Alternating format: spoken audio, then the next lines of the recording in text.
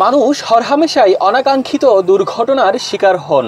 এসব দুর্ঘটনার মধ্যে এমন কিছু ঘটনা ঘটে যা সবাইকে অবাক করে, বিস্মিতও করে। এই যেমনটি ঘটেছে চাঁদপুর জেলার এক যুবকের বেলায়। কাঠ রড কাটা কিংবা গাছের ডাল নয়, এই যুবকের পায়ুপথে ঢুকে গেছে আস্ত একটি ডাব। সে ডাবের আকার আবার 1-2 ইঞ্চি নয়, পুরো 6 ইঞ্চি। এমন খবরে যেমন যুবকের স্বজনরা তাজ্জব বনে গেছেন, ঠিক তেমনি খবরটি প্রচারের পর বিস্ময়ে চোখ কপালে তুলেছেন অনেকেই। সবার একটাই প্রশ্ন, এও কি সম্ভব?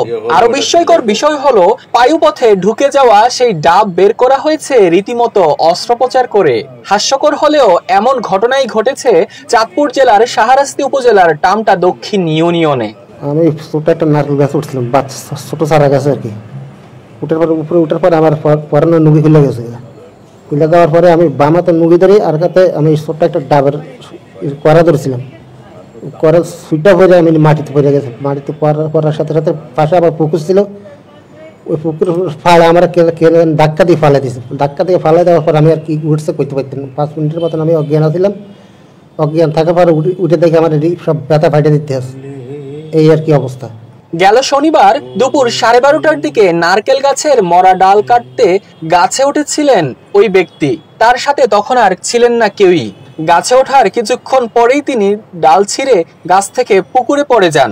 এরপরই তীব্র যন্ত্রণায় কাতরাতে থাকেন তিনি। পরে তড়িঘড়ি করে তাকে চাঁদপুরের শাহরাস্তি এলাকার মেডিলেভ হাসপাতালে নিয়ে যাওয়া হয়। রোগীর অবস্থা দেখে কর্তব্যরত চিকিৎসকরা বিভিন্ন পরীক্ষা নিরীক্ষা ও এক্স-রে করান। এক্স-রে রিপোর্ট দেখে তো চিকিৎসকদের চক্ষু চড়ক গাছ। ডাবটি বেশ বড় আকারের বলে দেখতে পান হাসপাতালের কর্তব্যরত চিকিৎসক আরিফুল হাসান। পেশেন্টটা আসলে আনুমানিক টাইম 12:30টার দিকে আমার এখানে আসছে। উনি আসলে মানে পেটে প্রচণ্ড ব্যথা নিয়ে এবং দাঁড়াইতে পারতেছে না। তো এখানে আসার পরে আমার এখানে আমি জিজ্ঞাসা করলাম যে কী সমস্যা আপনার। উনি বললো যে আমার তলপেটে প্রচণ্ড ব্যথা এবং আমি হাঁটতে পারতেছি। তিনি জানান, যে কোনো কারণেই হোক ওই রোগীর মলদ্বারে ডাবটি ঢুকে যায়। এই দৃশ্য দেখে চিন্তায় পড়ে যান তারা। জানিয়ে দেন, অস্ত্রোপচার ছাড়া কোনোভাবেই ডাবটি বের করে আনা সম্ভব নয়।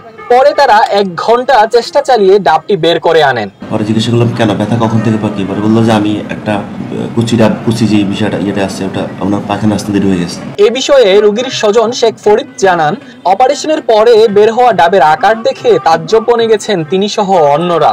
তবে কিভাবে ডাবটি পায়ুপথে প্রবেশ করলো সে বিষয়ে কথা বলতে রাজি হননি তিনি।